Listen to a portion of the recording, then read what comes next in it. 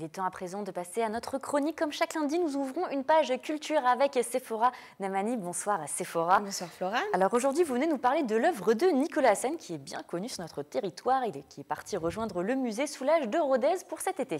Tout à fait. Alors Nicolas Hassen, artiste sculpteur, bien ancré, vous l'avez dit, sur le territoire de Saint-Quentin-en-Yvelines.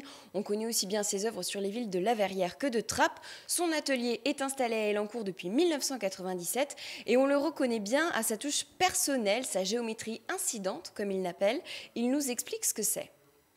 C'est un processus d'analyse de forme, de prise de temps, de réflexion, de voir un peu comment les choses s'articulent. C'est des processus de travail qui amènent d'une phase à une autre, et donc d'une technique à une autre.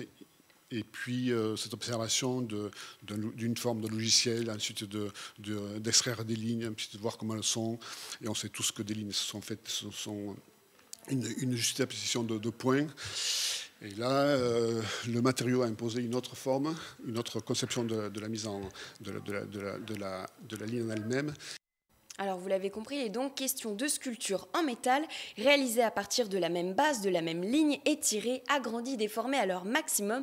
L'artiste s'y assemble toutes ces lignes de métal, travaille sur les tensions, les notions d'équilibre et de déséquilibre. Pour sa dernière création, d'ailleurs, Nicolas Hassen a travaillé avec une équipe d'ingénieurs pour l'étude des points de rupture et des contraintes techniques de l'acier, afin de livrer une œuvre monumentale. La sculpture pour Nicolas Hassen, c'est l'art de déjouer et repousser les limites. Alors c'est bien l'œuvre assez spectaculaire, assez grande, qui est partie rejoindre le musée Soulages de Rodez. Effectivement, cette œuvre est l'une des trois à rejoindre le jardin du musée Soulages et elle a été conçue en hommage à Pierre Soulages, grand inspirateur de Nicolas Hassen. 5 mois de travail ont fallu pour réaliser cette œuvre monumentale de 4 mètres de haut, 7 mètres de long, 4 mètres de large, une très grande pièce donc de 3,5 tonnes. Et pour quelle occasion donc cette pièce fait le voyage jusqu'à Rodez?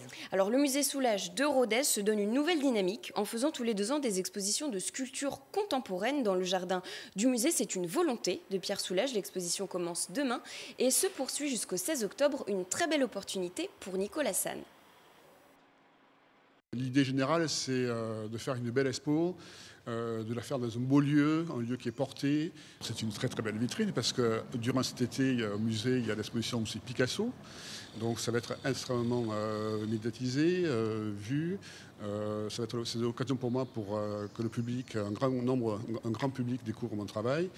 Et c'est l'institution muséale qui m'invite pour faire cette exposition.